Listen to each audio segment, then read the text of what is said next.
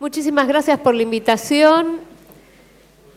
Bueno, tuve el gusto de poder escuchar los paneles anteriores. Yo vengo de otro campo, soy psicoanalista, soy feminista, soy especialista en teorías de género y en violencia de género.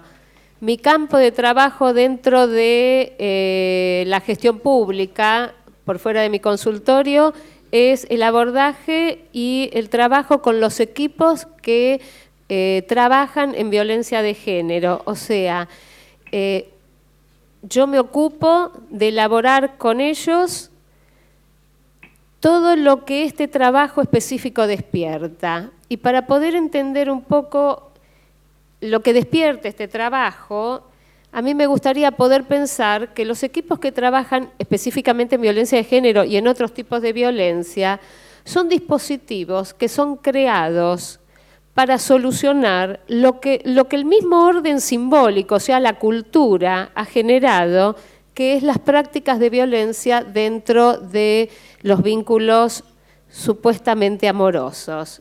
Digo supuestamente amorosos porque en los vínculos familiares, que es el núcleo de la subjetivación, es donde muchas veces nosotros encontramos padecimientos altísimos que en mi trabajo yo lo comparo con los padecimientos de víctimas tanto del Holocausto como de la dictadura argentina.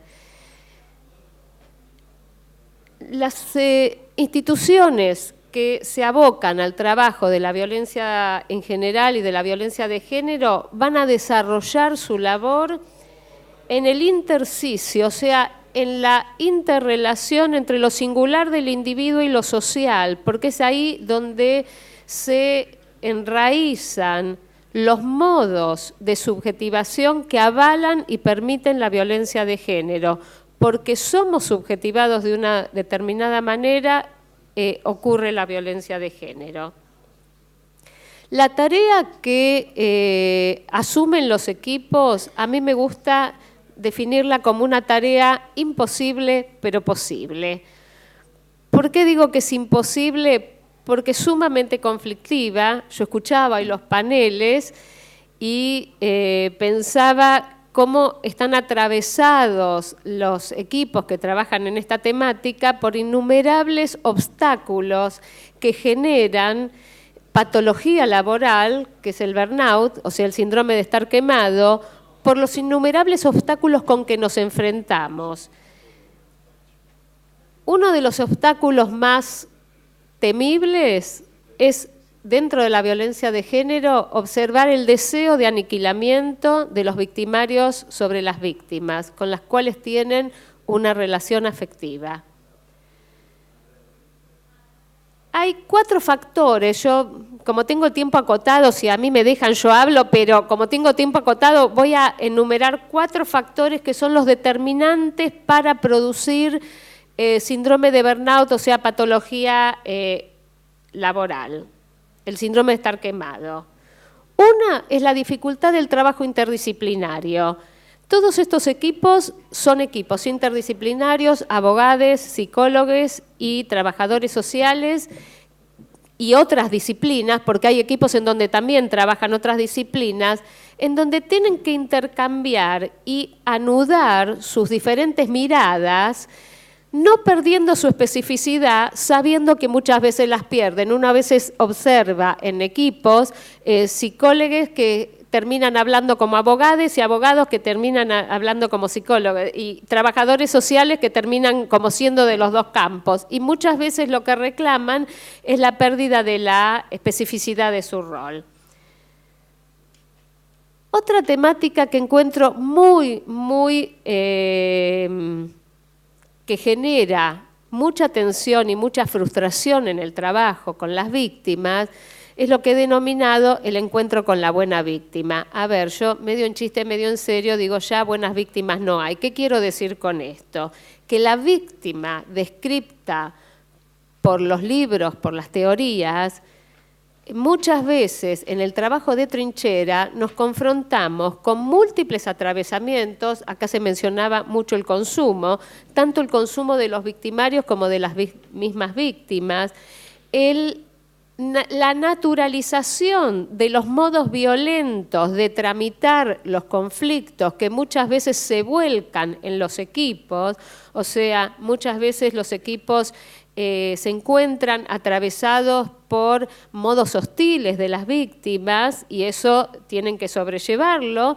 A ver, que una víctima no sea buena víctima, yo lo digo en sentido irónico, no quiere decir que deje de ser víctima.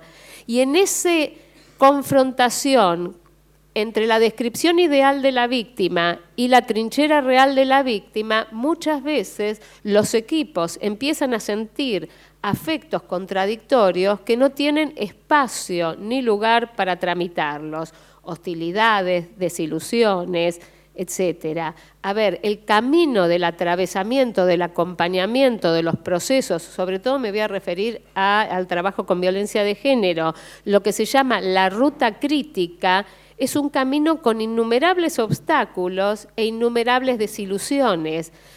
Hay muchas veces consultas que las víctimas defeccionan, no se logra hacer la denuncia, etcétera, etcétera, etcétera. Por otro lado, también los equipos están atravesados por la frustración que genera el trabajo con los otros dispositivos de derivación. Esto es un impacto psíquico muy alto cuando los equipos se han abocado a trabajar con las víctimas denodadamente y encuentran fallos en la justicia profundamente lesivos, desilusionantes, etc. Ejemplo, el otro día estaba trabajando con un equipo que había acompañado en el proceso de denuncia de una madre con un posible abuso de su hija y la jueza determinó que esa niña fuera a Europa un mes con el papá que está denunciado por abuso en las vacaciones de invierno, con lo cual hubo que decirle a la madre que entregue a esa niña al supuesto abusador. Yo entiendo que podemos hablar de que la verdad es que hay que comprobar la práctica de abuso, pero también sabemos por estadísticas que las denuncias falsas son el 5% estadísticamente de la cantidad de denuncias que a veces no se pueden comprobar, pero que son prácticas habituales. En este sentido, la frustración, la rabia, son cuestiones a elaborar dentro de los equipos. Mi trabajo es supervisar, o sea, supervisar como supervisora clínica y elaborar las angustias que tienen los equipos ante la escucha sostenida de lo que denomino el horror a lo largo del tiempo. Muchas veces los equipos pasan de una consulta a otra sin solución de continuidad. En algunos dispositivos sin tiempo para ir al baño y sin tiempo para digerir lo que ha sido la escucha de relatos de tortura y horror. En ese sentido, este es uno de los determinantes más graves para la predisposición a la sintomatología de burnout, que es lo que se ha denominado el efecto de ser testigo. El efecto de ser testigo es una denominación que yo la tomo de Primo Levi. A mí me interesa mucho trabajar en la concordancia de la violencia política con la violencia de género, porque parto de la perspectiva que la violencia de género es violencia política sobre un colectivo de parte de otro colectivo que es un colectivo hegemónico. Cuando nosotros escuchamos algunos relatos, muchas veces no difieren en absoluto de los relatos y torturas que escuchamos en las víctimas de los genocidios o de la violencia de Estado. A ver, hay prácticas que se replican de la violencia política a la violencia intrafamiliar y de la violencia intrafamiliar a la violencia política. Esta tarea nos demanda a nosotros, a mí como psicoanalista y a los equipos, una profunda reflexión acerca de lo que es el costo de la escucha sostenida en el tiempo de la violencia.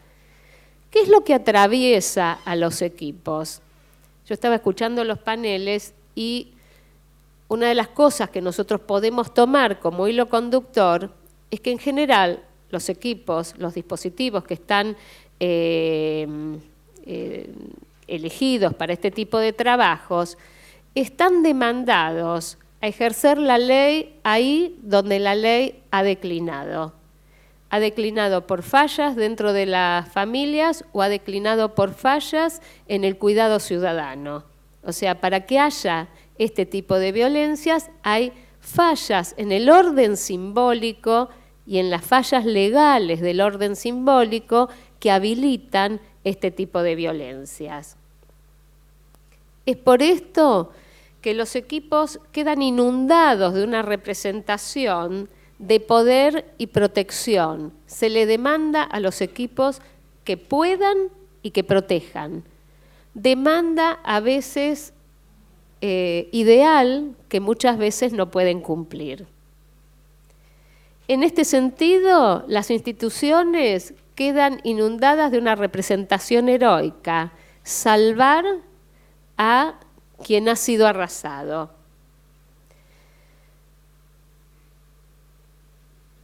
Cuando nos interrogamos qué tipo de personas consultan a estos equipos, nosotros podemos definir, a mí me ha interesado mucho una definición de un autor, Enríquez, que ha trabajado con René Caes, que es un psicoanalista francés, que en la Argentina ha trabajado mucho con los equipos que se han abocado al trabajo con las víctimas de la dictadura, y lo que Enríquez menciona es que nosotros, los equipos que trabajamos en violencia, recibimos cuerpos arrasados en el orden de la subjetividad, cuerpos arrasados en el orden de la corporalidad.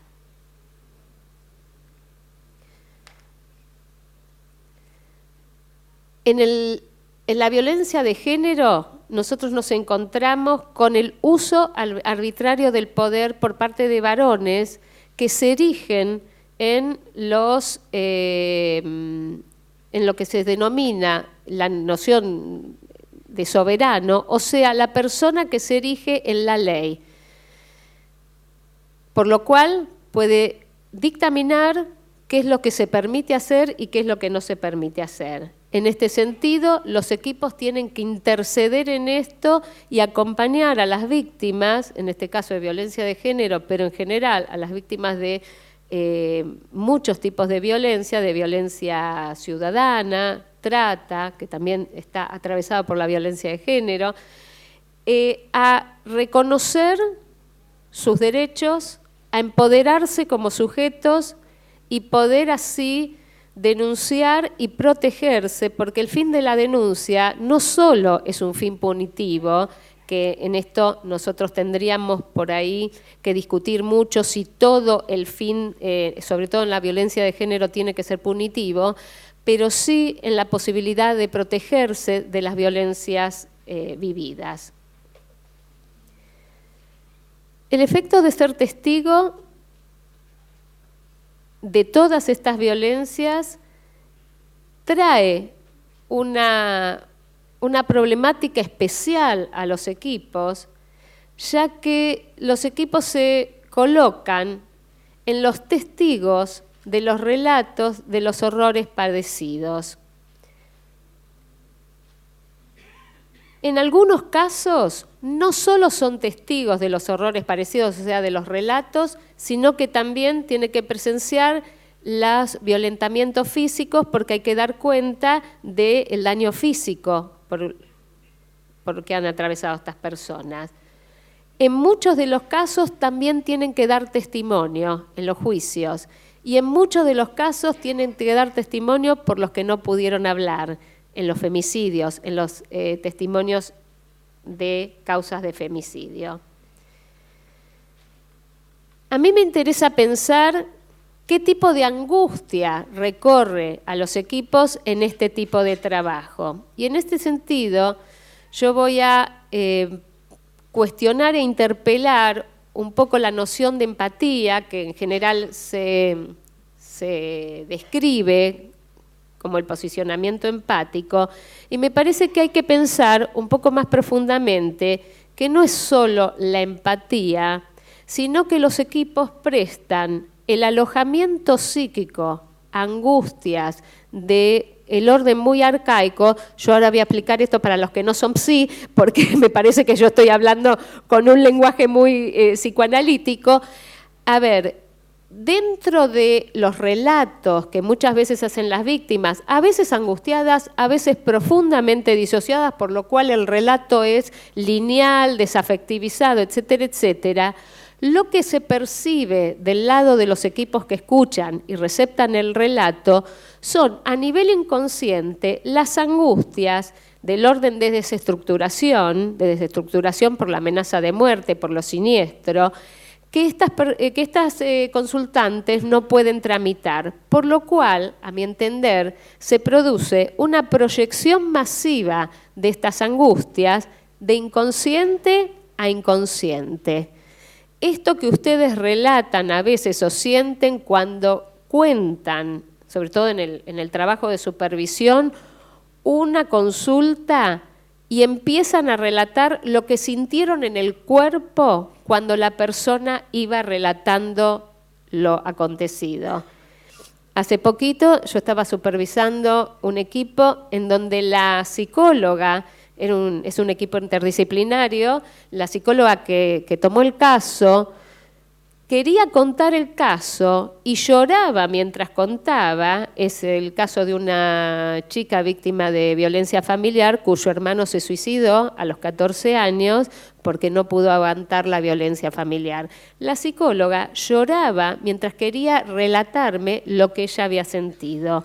El relato de la consultante había sido lineal, sin llanto, pero el alojamiento de la psicóloga había podido captar toda la angustia por esa desestructuración familiar. Ahí es donde trabajamos nosotros, los psicoanalistas, en el trabajo de burnout. ¿Para qué? Para poder ayudar a elaborar este tipo de afectos que, de no tener continente, redundan o en patología física.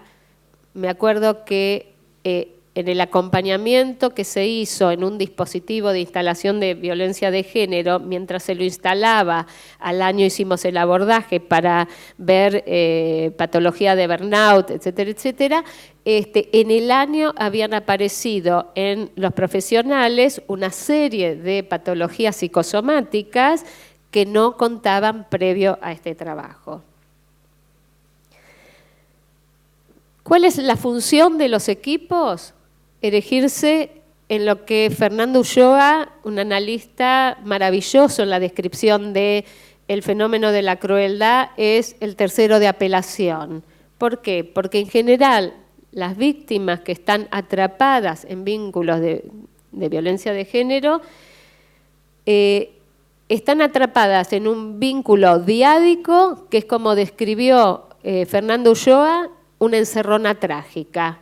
El victimario es la ley y el otro está a su merced. Los equipos van a erigirse en el tercero de apelación, o sea, van a sostener a la víctima y caminar con ella. No es ayudarla, es caminar con ella, brindarle todos los instrumentos necesarios para que esta persona se pueda separar, para que esta persona se empodere y pueda protegerse de las violencias padecidas.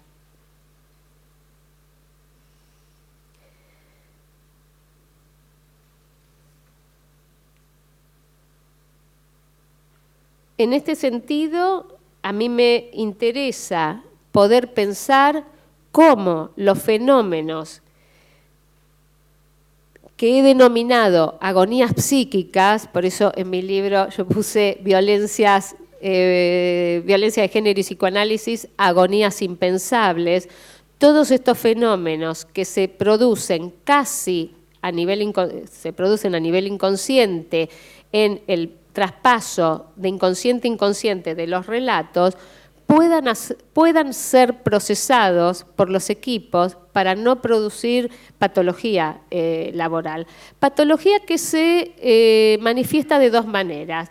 Muchas veces vemos equipos con una profundísima hostilidad al interior de los equipos, tensiones altísimas, peleas por cuestiones muy nimias. Pero esto está hablando de la tensión alta que hay, más allá de los problemas institucionales, que eso también genera patología laboral, pero eso está hablando de la poca tramitación que están teniendo los equipos, de las hostilidades que van receptando y que no tienen cómo elaborarlas. Por otro lado, también trabajamos para poder reflexionar y entender a qué aluden este tipo de violencias. ¿Por qué digo poder reflexionar? Porque es importante poder sacar la representación de lo monstruoso y entender que es algo del orden de lo humano y poder dar cuenta de por qué ciertas personas se colocan y se permiten ejercicios de violencia tal y poder entender por qué ciertas personas quedan atrapadas en esos vínculos y a veces no pueden salir. Ustedes saben que el psicoanálisis tiene una gran deuda con la violencia de género, que es haber atribuido la noción del masoquismo femenino a la dificultad de poder salirse de un vínculo violento. Y el trabajo nosotros nos ha permitido, sobre todo en este campo que en este momento ha explotado, por suerte han explotado, o sea, siempre hubo, pero en este momento ha explotado la denuncia, la presión social para que haya más equipos y poder entender que hay múltiples variables por las cuales una persona no puede desentenderse, no puede separarse de la relación con el victimario. En muchos, la situación económica. En muchos, el desconocimiento total de sus derechos. En muchos, lo que he denominado el apego pasional, que también lo tenemos que entender porque muchas veces nos encontramos con personas que denuncian, después bajan la denuncia, entonces los equipos no las asisten porque hay una frase que es ¿para qué la vamos a seguir si total va a volver con el victimario? Pero poder entender por qué se vuelve y cuáles son los mecanismos que reciclan la violencia de género es necesario e importante para el trabajo con los equipos. Una de las cuestiones más difíciles de los efectos de ser testigo también es entender y poder procesar que este tipo de violencias son producidas por el otro, por el semejante, y en general ese semejante tiene un vínculo afectivo con las víctimas. Otro tema que no quiero dejar de mencionar es el monitoreo permanente que hacen los equipos de quién es mi caso cuando aparece un femicidio en la televisión. O sea, los medios, en este sentido, yo veo caras que hacen así, me van a entender los que trabajan en esto. Hay un monitoreo permanente de quién es mi caso. Ese no es mi caso. Ah, bueno, no es mi caso. No importa que es del caso del equipo de al lado, vieron, ya hay un alivio. Pero hago un chiste para aliviar un poco esto, pero es real. A ver, hay un monitoreo permanente y peor en los dispositivos donde tienen la televisión para que la gente espere, entonces están mirando. ¿Qué es lo que está hablando esto? Que los equipos se sienten compelidos a asumir la ley, en este caso, que los femicidas no asumen.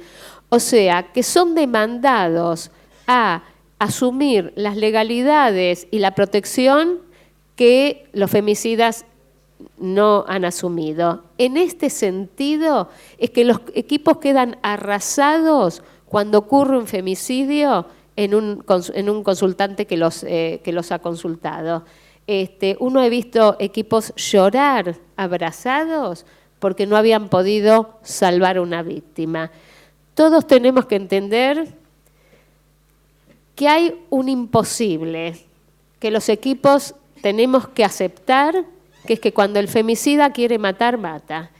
No podemos aislar a la mujer, hay refugios insuficientes, pero hay. No podemos aislar a la mujer totalmente, no podemos aislar a los hijos. En este momento se ha producido hace algunos años un refinamiento de los modos de la violencia. Antes iba hacia las mujeres, actualmente va hacia los hijos. Ustedes saben que a partir del caso Wanda Tadei han aparecido, tengo 4 minutos, han aparecido una serie de mujeres quemadas que previamente no era el estilo de violencia. En este sentido, nosotros tenemos que pensar en una noción de Hannah Arendt, que es que una vez que se instala un mecanismo de violencia, ese mecanismo de violencia se replica. Por lo cual, nosotros tenemos que saber que cuando hay un caso que por alguna situación nos llama la atención por lo siniestro del tipo de violencia, tenemos que saber que ese tipo de violencia se ha instalado y la tenemos que prevenir. Por lo cual van a aparecer más violencias de este estilo. Es por esto que los equipos a veces están muy alertas y asumen en sí las legalidades que el orden simbólico ha arrasado, demanda ideal e imposible de cumplir. Esto no quiere decir que los equipos no trabajen, que no creemos nuevos dispositivos, pero también poder asumir la impotencia ante la muerte y ante el deseo femicida.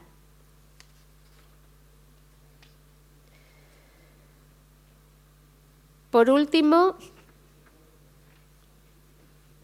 no quiero terminar sin referirme a una noción que es cara al feminismo. Lo personal es político. En este sentido, yo quiero complejizar esta frase aplicándolos a los equipos que trabajan con violencia. El cuidado de la salud mental y la salud física de los equipos, a mi entender, es un problema de políticas públicas. No es un problema, el otro día me comentaban que un gremio había intercedido para que empezaran los talleres de burnout, los encuentros de burnout en un dispositivo. A mí me parece que esto es obligación del Estado. Obligación del Estado que debe cuidar a las personas que están 6, 8 horas asistiendo a este tipo de consultas. Obligación del Estado que implica deseo político de asistir a los equipos y partidas económicas, porque yo no puedo dejar de observar y de mencionar, si no privatizaría, o sea, haría una lectura individual y no de política pública, que los equipos tienen que contar con la cantidad de gente necesaria, tienen que tener buenos sueldos, tienen que ser asistidos en el cuidado de su salud mental. ¿Por qué? Yo tengo una visión que es que el no poder contar con todo esto, para mí que soy feminista, implica el proceso de desgaste de los equipos, porque nosotros logramos con los equipos un nivel de experticia muchas veces que por desgaste los mismos equipos se desarman, con lo cual viene nueva gente, hay que formar nueva gente y una vez que se forman están tan cansados y quemados que se van a otro tipo de trabajo. En este sentido, yo diría que no poder cuidar la salud física y mental de los equipos, no poder prevenir el burnout, es una estrategia muy interesante patriarcal, del patriarcado, del orden simbólico que tenemos, para no contar con equipos expertos, con conocimientos afiatados y entrenados en este tipo de abordaje. En ese sentido, apelo a las políticas públicas. Muchísimas gracias.